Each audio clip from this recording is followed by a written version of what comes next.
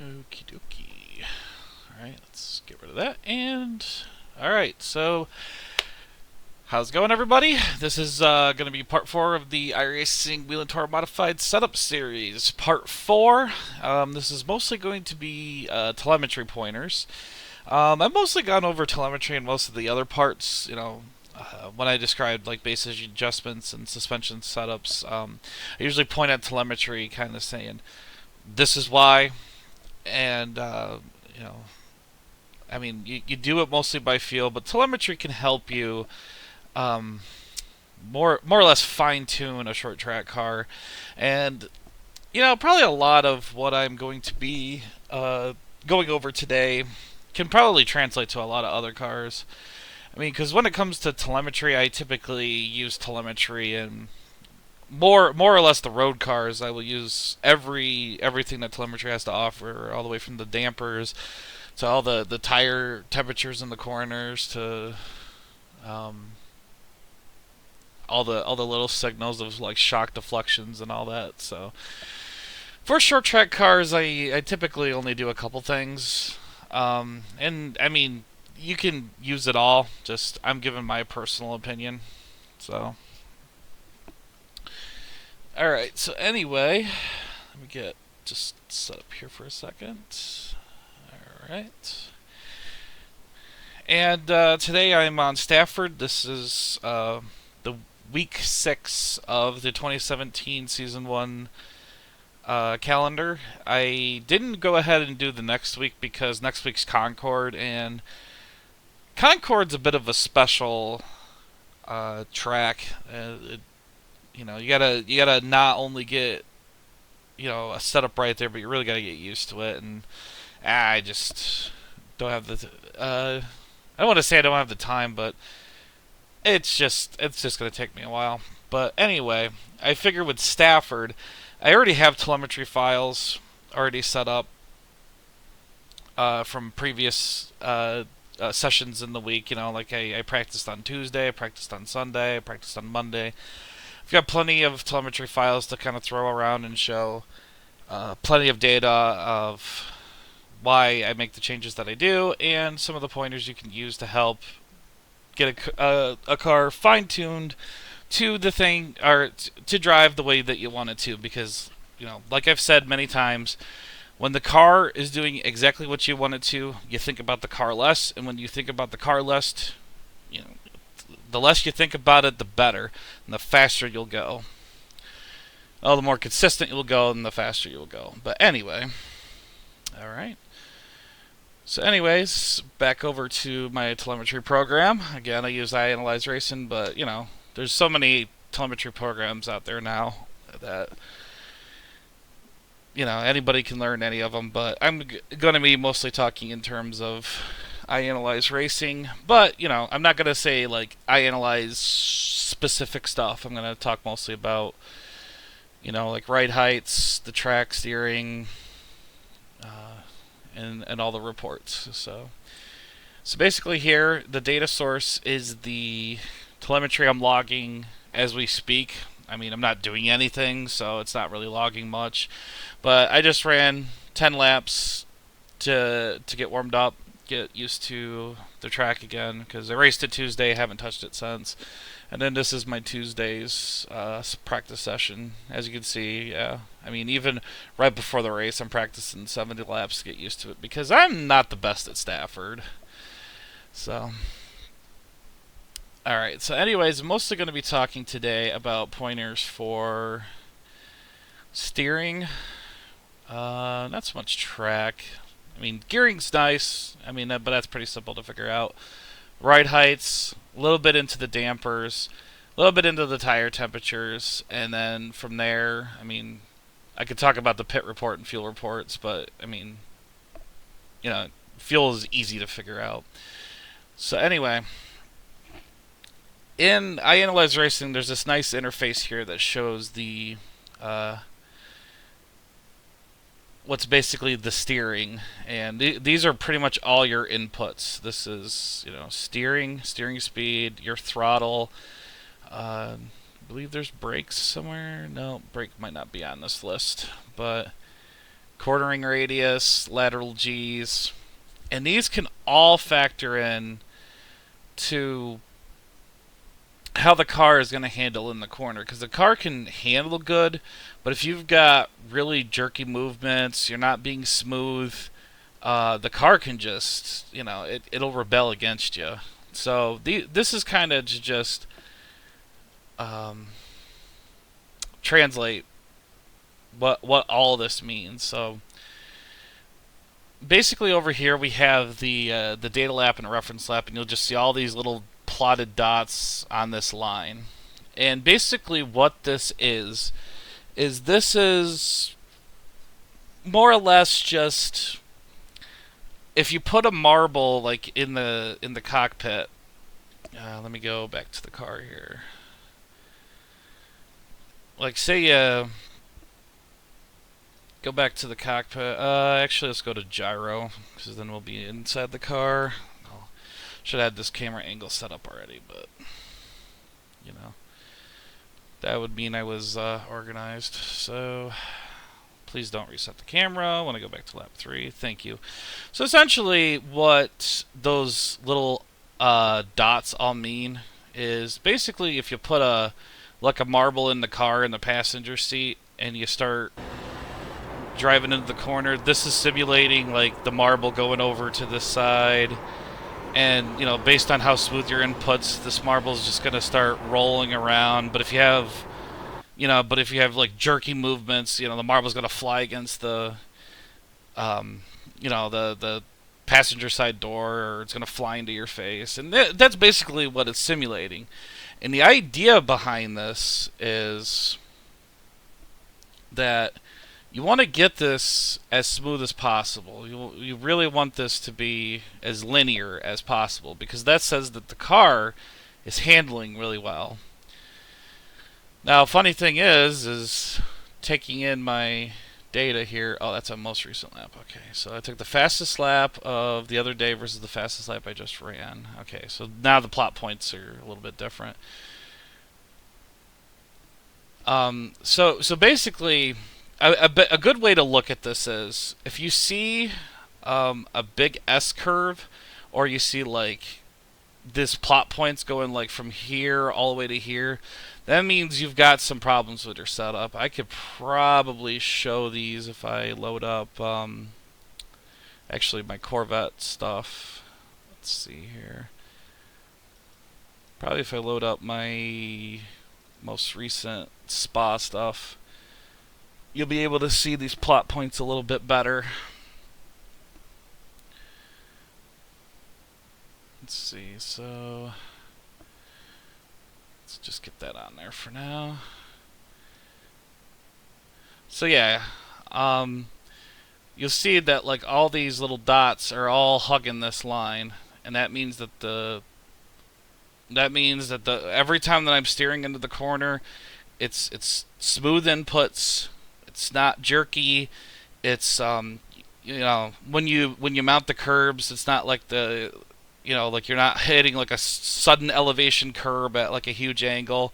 Like for example, if you hit like a really bad elevated curb, and you'll hear like just the car scrape on that curb, and the car bottoms out, and the car will kind of either plow or just get really uncontrollable. When you see that kind of thing, that means you'll start seeing plot points going all over the place. But for the most part, these are right on the line. I mean, some of these aren't, which is, it's still not bad, but for the most part, they're all combined right into this little, right on this line. And that means that setup is doing everything that I want it to. And like I said, when the setup is doing everything that you want it to, you ain't got to worry about a thing. You can you keep your eyes up, and you focus on the track, and you focus on your competitors. So basically, whether it's understeering or oversteering, sometimes you can look at these plot points, and sometimes, it's the problem in the chair and not in the setup. Sometimes it can tell you here what's wrong. But also think too that obviously if the car is feeling very oversteery, these plot points are going to be all over the place. That means you got to make a major change. So this tab is very useful, and I know for a fact that Motec has something similar to this. But I'm sorry, I have never used Motec. So, but as you can see, as I'm entering the corner here, this is, basically my steering. Well, here's my steering stuff, but this is basically how the car's cornering. This is basically the load on the right side, and actually this is the load on the right side is the lateral G's. And as you can see, it's just this nice, very smooth semicircle, and that's exactly what you're trying to go for every single time. Try to get some other laps up here. Oh, whoops, I meant to reload that one. Thank you. And as you can see, I'm almost doing the same thing every single time. Not, and you'll have these little gaps and stuff like that, But, for the most part, I'm doing the same thing every time. Even like hitting a little bit of a bump on the end, I'm always hitting that same spot every single time. It's all about consistency, and these tabs can tell you that. Because you can see here different points that I got on the throttle, and this could be kind of telling why a lap was different.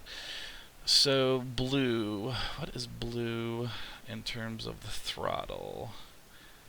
Blue is my data lap. Okay, so that was lap 1. And this was, as you can see, lap 1 versus lap 3.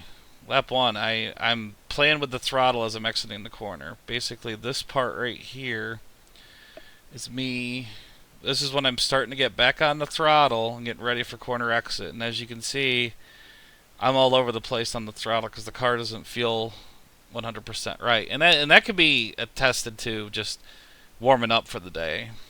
But by lap 3, as you can see, I get on the gas, and then maybe it keeps pretty steady.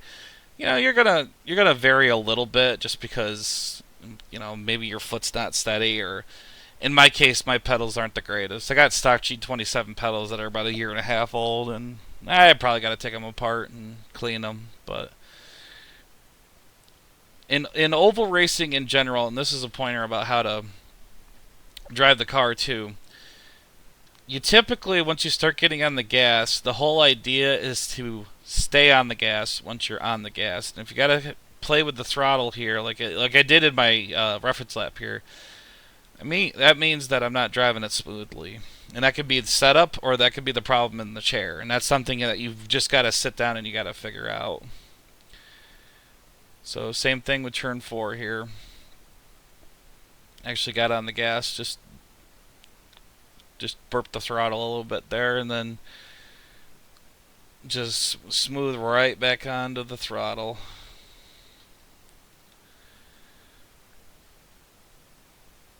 So let's see what else is here. Alright. Gearing is, this is pretty simple to figure out. Tour Modified tops off at about 8,200 RPMs.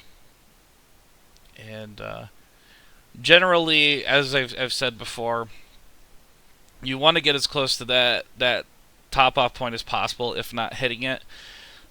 Stafford's a case where you can't hit the limiter because the 486 is a little too long, but the 504 is too short, and we got nothing in between that.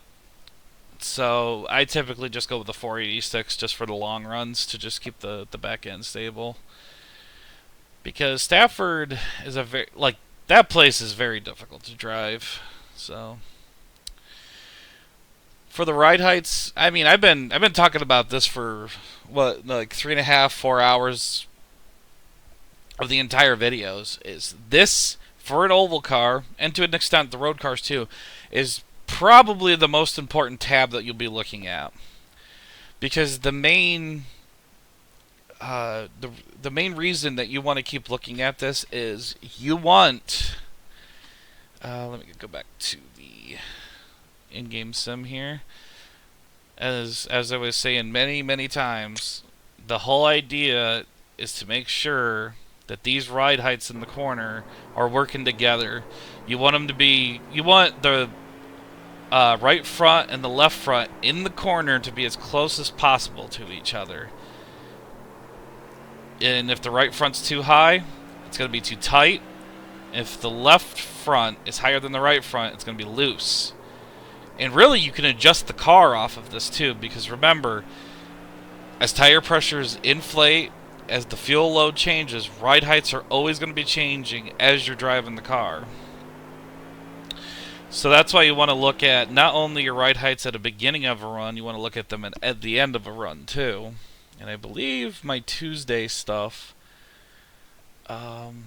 actually has a long run in it, if I recall. Let's see, 12.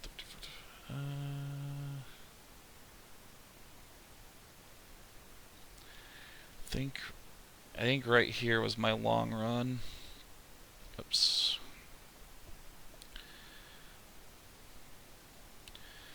So typically, like if I want to see if my ride heights are generally pretty good, is right there in the I didn't know they had that 22 lap stint. Yeah, so typically what I'll do is I'll look at the ride heights at the beginning of a run and the end of a run, because I'm trying to gauge what's a good set of ride heights. And as you can see, and of course I picked 2 laps that are very, very similar. This right front is always higher than the left front. So there's a little bit of a push into this car. But that's actually done intentional, because this week Stafford has been afternoon weather and it's been really hot. So the car is greasy. Once you get about 15-20 laps into a run, the tires feel like they're driving on Crisco. So I've actually bumped the right front up and kept it in the air to keep the chassis tighter longer. So let's see if I have a better example.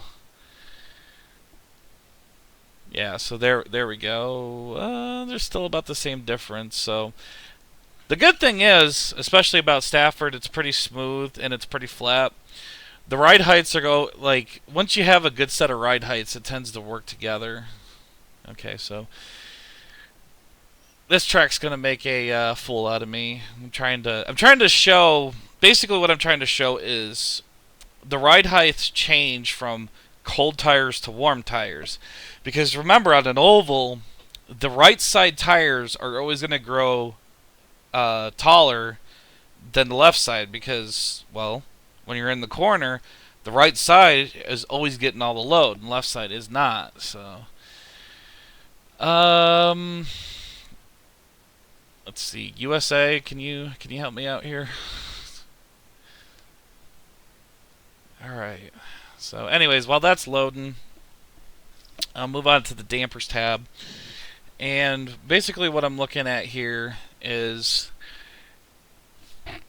I'm trying to get these rear shocks working together.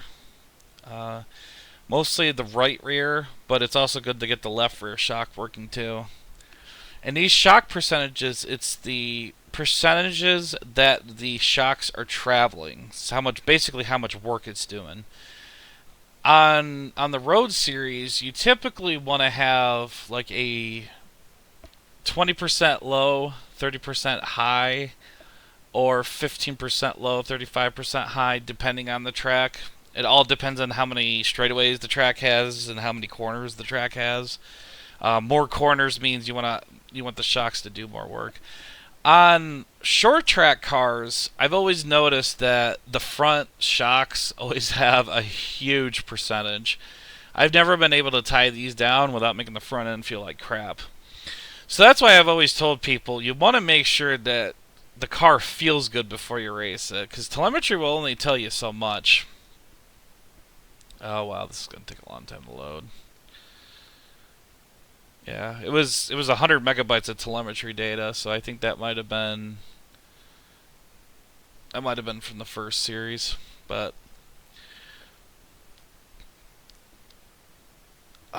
so a good way to tell if your shocks are working together, working with you, is you go out and test them. Say, like, you note that this is the percentages. And basically what you're going to do is you're going to go out and run like 20, 30 laps. And basically what you want to find out is as the fuel load lightens up, obviously the rear ride heights are going to go up and the rear end's going to get lighter. If those percentages are too, you can tell that the percentages are too high, because what will happen is the setup will develop too much oversteer as the run goes on. So that's typically what I will try to do with these percentages. So it actually, looking at these percentages, these are a little bit higher than what I like to have them. I typically like to have them at anywhere between 20 to 25%. So looking at the bumps being 34 here, 28 here, 27, this is a little bit high for me. But also one thing you want to make sure that you do too is you look at a few extra laps, because you'll also notice that these change. And the shocks change because, right now we're on the short track. The shocks will change so drastically basically because if you hit a bump on like a half-mile track, if you hit one bump, that could send your shock percentage up like 10%. Because think about it, if you hit that bump, that means all 4 shocks are going to change. They're going to be doing work, and telemetry is going to log that. So if you hit a bump on the first go and then didn't hit the bump on the next go, you're going to notice that your rear shocks are going to be so far off. So it could be the difference between that or even feathering the throttle. Like say you slam the throttle coming out of a corner and then you had to feather it a little bit. That's all weight transfer, and that's going to affect the way the shocks maneuver. Because keep in mind, shocks only do work when there's weight transfer. So on a straightaway there's no weight transfer, shocks aren't doing anything. Steady state turning in the corner, basically mid center, where you're off the throttle, you're off the brake, you have steady state steering. The only thing that the car is doing, or the only work that's being put on, is actually the springs. The shocks aren't doing anything. The shocks will start acting when you get back on the throttle again. So that's something to keep in mind. Okay, so now that that is over, let me try to get some hopefully good data here to show you. Yeah, so these shocks are definitely in the range that I typically like to have them, where it's below 25%. Basically what I'm trying to do is I'm trying to make the springs and the ride heights do most of the work, and have the shocks just kind of fine tune the car.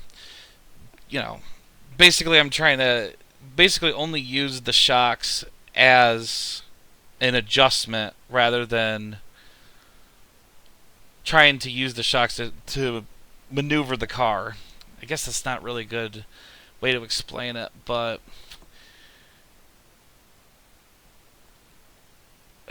basically, yeah. I mean, something I've said many times is trying to use the shocks as a fine-tune adjustment. Because if you feel like you need to go from plus 16 clicks all the way down to 0 clicks, a lot of times you need to do a full. You gotta change something else that's major. Really, you only want to go like 2 or 3 clicks on a shock difference. So. If you're going from like 0 to 16, you may have to change a spring. You might have to change your ride heights. You might just have to change a stagger adjustment. You're just gonna have to make some big chassis adjustment. So this is the tire temps tab, which is obviously this takes care of this shows the tire temps in the corners. And what's really great about this is this can help fine tune your camber. Because when you think about it, when you're going through the corner, obviously the tire is going to lean over. It's going to go from the inside to the outside of the tire on the right sides. For the left sides, obviously it's going to go from the inside of the tire to the outside to inside. Sorry. And basically the main thing that you're trying to do is you're trying to get like this temperature gain the same all across the tire. And what I mean by that is, I think I can only look at the temperatures when I'm actively... Yeah, there we go. Basically, what I mean by this is, you know, when you're going on the straightaways, you can see the temperatures cooling down a little bit. Once you start applying the brakes, you know, you'll start seeing the temperatures bump up. And essentially what you're trying to do is you're trying to get these temperatures to rise and fall at about the same pace in the corners. So for example, as you can see, this is probably about the hottest point right here. Just say that it is. You can see that it's your inside of your tire is 186.4, the middle of the tire is 186.4, the outside's 183.4. If you put a lot of camber into this, the inside of the tire versus the outside of the tire are going to be drastically different. But not only that, as you can see, going into the corner, there's a 2-degree difference here, and then like at the hottest point, you know, there's what, a 3-degree difference. And that's what I'm talking about. So a 2-degree difference to a 3-degree difference. That means that that tire is perfectly cambered. If you have too much camber, that means the inside tire, the tire temperature, say that, for example, it's going to be 2 degrees entering the corner. Once you get to this point, if the inside tire is like, I don't know, 15 degrees higher than the outside temperature, that means you got too much camber in the tire. You want that heating up and dissipation of heat to be about the same difference. And likewise, you may not have too much camber, because if the outside temperature is below the other two tires, and then you get to the corner and the outside has too much temperature, as in, say, you know, for example, we'll use this here. If the outside temperature was like 215, that means you don't have enough camber in it. Because that means the outside of the tire is getting too much load. That means you're losing contact patch on the inside of the tire, and it's going to make the car lose traction. It's going to make it break loose, and you're going to think that it might be an oversteer condition. So this is a very, very nice tab in any telemetry program to make sure that you have the tire temps in the corner, because that is going to tell you everything about how to adjust the cambers. And basically, you know, ideally, you want to get the camber of the right side tire, or the temperatures, excuse me. You want to get the temperatures of the right side tire all the way across the tire to be about equal. And I mean, that's really, really equal. I mean, you're looking at a 2-degree difference between the outside versus the inside tire. Now, iRacing does have this when you go back to the garage, but the main issue with that is, you know, as you're seeing right there, I only have like a 2 to 3 degree difference in the tire, but if you go here, it's like 18, 20 degrees. This one's 18 degrees, and this one is 16 degrees, right? No, 17 degrees. Yeah, so basically how iRacing calculates the temperatures, I keep hitting that stupid screenshot button, is there's two middle temperatures. So they'll take it's like 10% off the middle of the tire, and they'll average those two temperatures and give you the middle temperature of the tire. For the inside of the tire, it's the closest point in here and somewhere here to give you the inside tire, and the outside of the tire they take like right at the tire wall and probably about 12% into the tire. And that's why in the iRacing garage, these tire temps always seem like they're way off, just because they're giving you an average of what this, you know, this whole outside of the tire is, the whole middle side of the tire, and the whole inside of the tire. That's not necessarily a bad thing, but it might lead people to believe that they got to take out, you know, a whole degree of camber because the outside of the tire is not heating up fast enough. And that's not actually the case. I'm hoping in the future they will fix that, but I don't know if they will or not. Who knows? Maybe with a future tire model update. Right now we're on tire model version 6. Who knows? Turn in V7 they might change it. Another thing to note for oval racing too is you notice the left front tire barely ever gets any heat into it.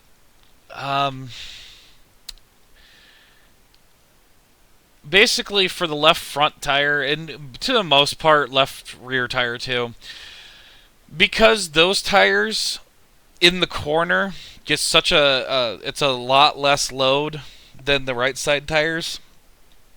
I only worry about the outside and the middle temperatures and making sure that they're working together.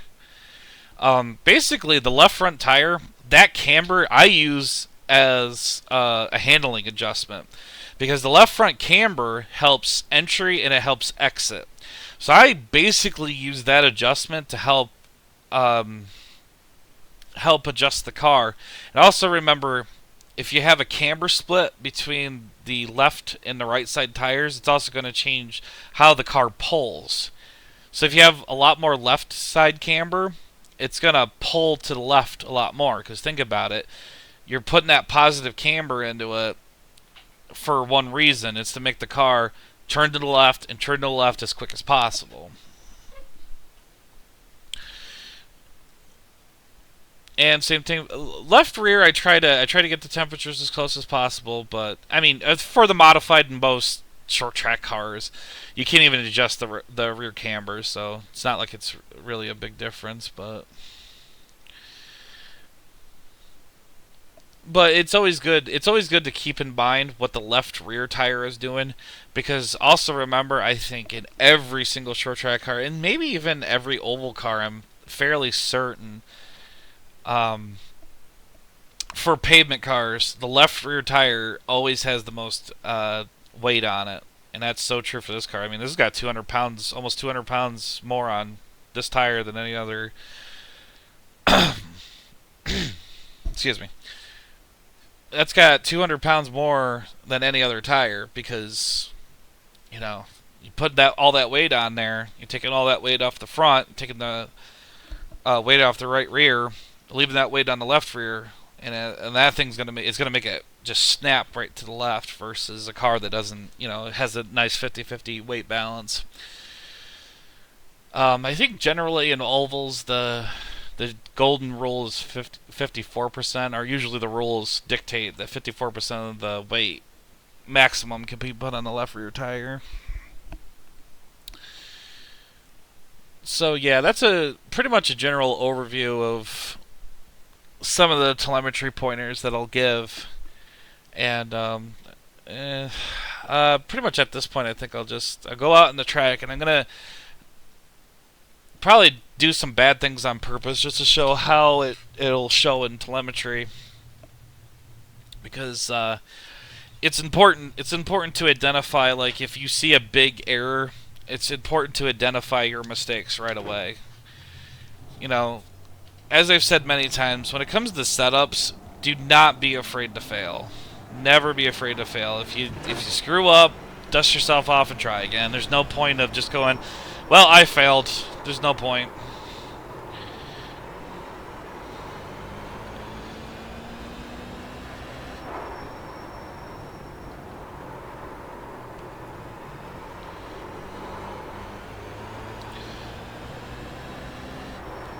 So yeah, I'm just getting a few laps in here, and I am failing at driving this right now. Basically, in one, you want to get right on that line, track out a little bit, and then almost use the apron there in turn 2. This one, I typically just try to stay on the line as close as I can. Then when I can, just go full throttle to power out of 4. Stafford is not an easy place to be fast in. This is actually what I consider to be one of my weakest tracks, because I'll be honest, I've practiced at this track probably any more than any other short track on iRacing, and I'm still really slow here. Maybe I'm just comparing myself to the New Englanders that drive this track all the time, but I am not very fast here. So anyway, gonna try to hit the wall out of 2 now, and I'm gonna show you how that affects the marbles in the telemetry program.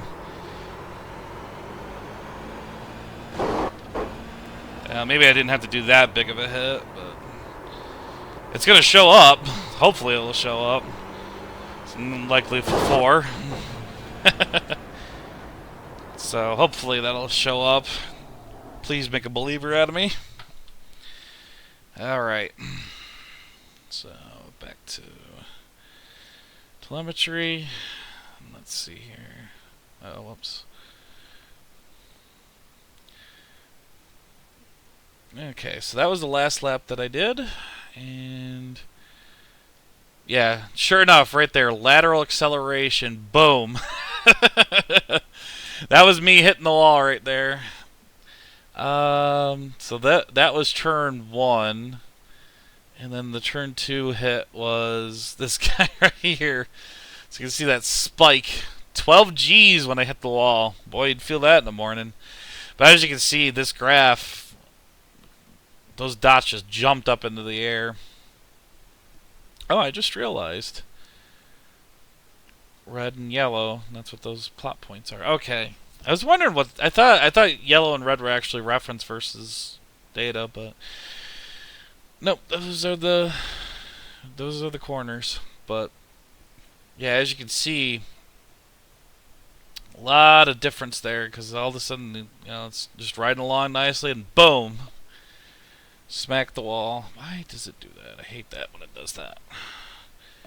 So let's get my fastest lap in there and see how that was. And as you can see, it's still a little bit, still got a little bit of a curve.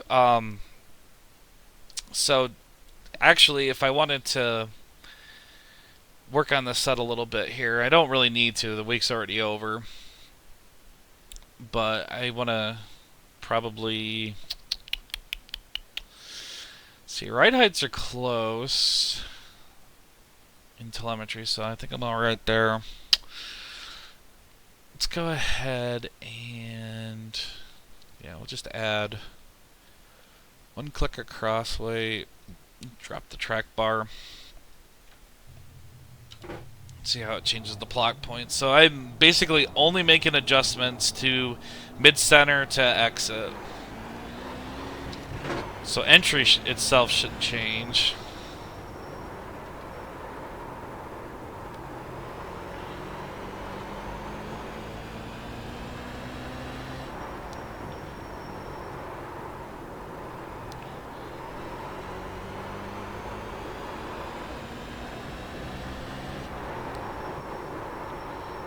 Got in a little bit too hot. Funny thing is I'm still going to get a fastest lap, but it's not a very good lap.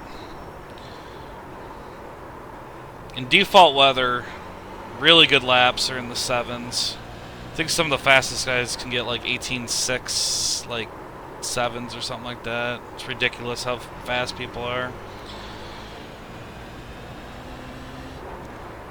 So yeah, it's feeling really solid off the corner. I've actually already tested like the 20-25 laps, and I know that this configuration that I have it in will actually start to understeer a little bit later in the run, but that's not actually a bad thing. I typically like to have my cars a little bit looser, so the setup I put up on the forum, I took the setup and I actually put the right rear track bar back at 9.75, and I even noted it in there. That's what I used, but you know, if you're not very good at this track, you want to keep the setup the way that it is, because this car gets so slippery off the corner.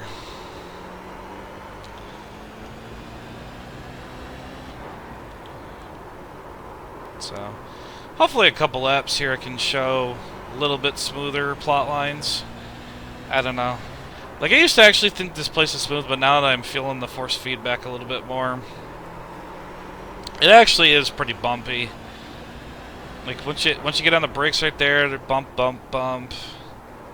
Then it kind of smooths out. So there's a few bumps on the entry of the corner. Not too bad though.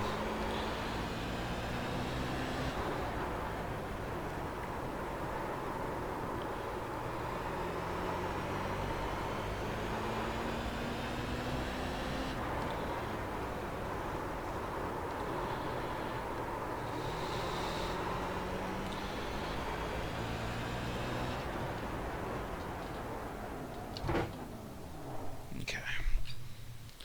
So that should be enough to get some good data in there. Alrighty, so let's see here.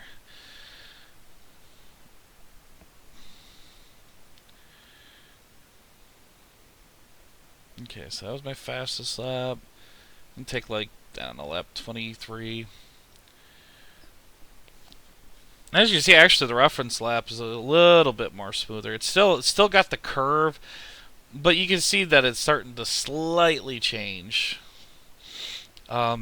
In some tracks, you know, one thing I was trying to say too is some tracks it's just going to be this way. I guaranteed Concord isn't going to be a straight line. Concord's just a beast to deal with. So let's just take 2 more different laps. Let's see. Right heights. Right heights are nice and tied down. Steering. Yeah, I mean, it you can see it's pretty consistent, which means I'm driving consistent, which is always a good thing. Consistency is the best thing ever. So, alright, so I didn't really have much planned out for the telemetry episode other than these are basically the plot points that the plot points, the ride heights, a little bit of the dampers, and the tire temperatures. For short track cars are the ones that I spend the most time on. But other than that, you know, typically for a short track car, I will make major adjustments to feel, and then have telemetry help me at the end of the day to kind of fine tune the car and make sure that just things that are just a little bit off, I make the correct adjustment. You know, because you know you might have a problem with the car, you know, like oversteering into a corner. And to make the car, you know, understeer more, you can adjust the sway bars, you can adjust the shocks, the front shocks. You can play with this left bar end clearance. You can play with the brake bias, and or even move the ballast around because more nose weight will make it plow into a corner. And basically, I'll use telemetry to go, okay, what's the best educated guess? Because you can try. You know, you can go out and try those 5 or 6 things, but telemetry can tell you, well, you know, your ride heights are a little off. You know, entering the corner, your right front is so much, you know, it's nailed to the ground and the left front's in the air. So, oh, okay, so maybe I got to make a ride height adjustment, and then boom, it'll heal itself, and you didn't have to make any other major adjustments. So yeah, I typically will use telemetry as a handy little tool, but I will say on short tracks, it's not mandatory. And that's why for part 2 and 3, they were like 2.5 hours long, explaining suspension and all the adjustments, because those are the key things. And this video today was just to talk about, these are just the little things that help. You know, just little tools. You know, the tools that will help you is telemetry, iSpeed, Fuel Buddy. You know, all these just little programs. They're available to us. We might as well take advantage of them. So, other than that, I think that'll wrap up the video. As I've said many times, if you have any questions, especially about telemetry, any other adjustments, you know, I'm in the forums. I'm a PM away. You know, just post it on the forum or send me a PM. So I will see you next time for part 5, and thanks, and have a good day.